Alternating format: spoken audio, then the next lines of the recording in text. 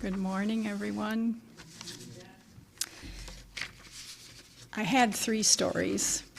This was not the one I would have picked.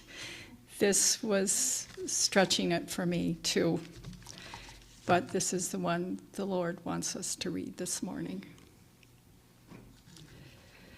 A young woman approached the throne of her king, longing to understand how she could be a better servant. "My king," she said with a gracious bow, "how may I better serve you?" The king smiled at her question and studied the top of her bowed head, love filling his heart. "Love me more," he stated simply. The young woman looked up at her king, seeing the love in his eyes. "Love you more? More than what?" she inquired. The king smiled and extended his hand to her. She hesitated, unsure of whether she wanted to take it or not. "My child," he whispered, "if you wish to serve me, you must love me more." The young woman was confused and could not understand the king's request. "But my king," she insisted, "more than what?" The king did not answer, but instead studied her eyes and continued to stretch out his hand.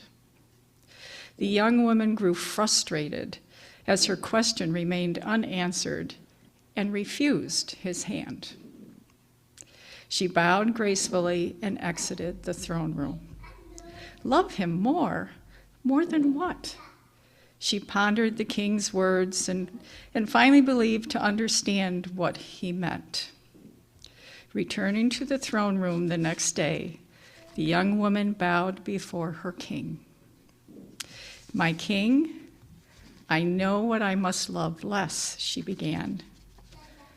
"I have brought you a box filled with various tokens, all symbolizing the things I must love less in order to serve you more." The young woman opened a small wooden box filled with various treasures. The first piece she selected was a wedding ring. "Surely I must love my husband less if I desire to serve you more," she explained. She showed the king her ring, the golden band glimmering in the reflection of light. The king watched.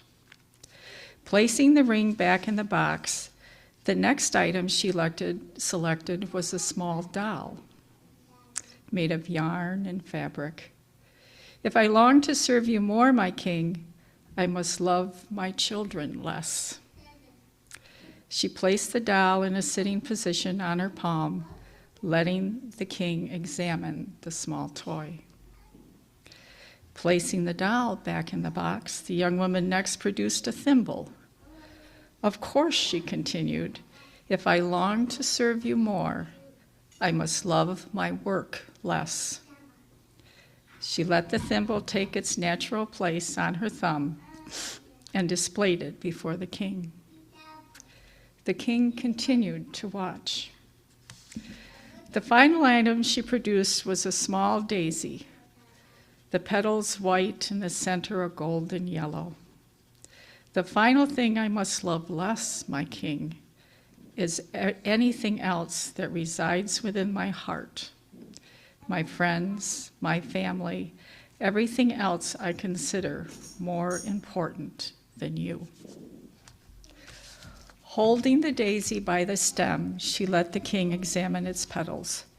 She placed the daisy back in the box, finding its place among the thimble, doll, and wedding ring. She closed the box and laid it at her king's feet.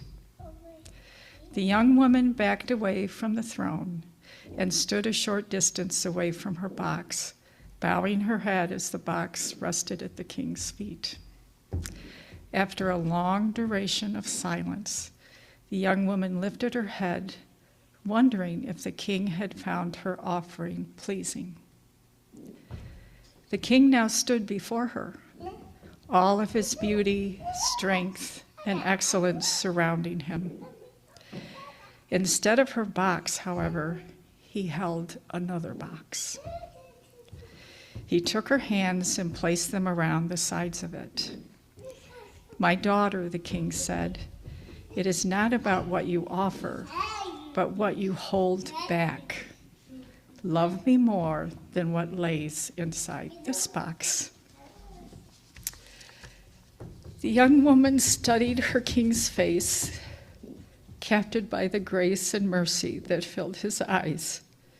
She lifted the lid of the box and gasped at what lay inside. She lifted the mirror and gazed at herself.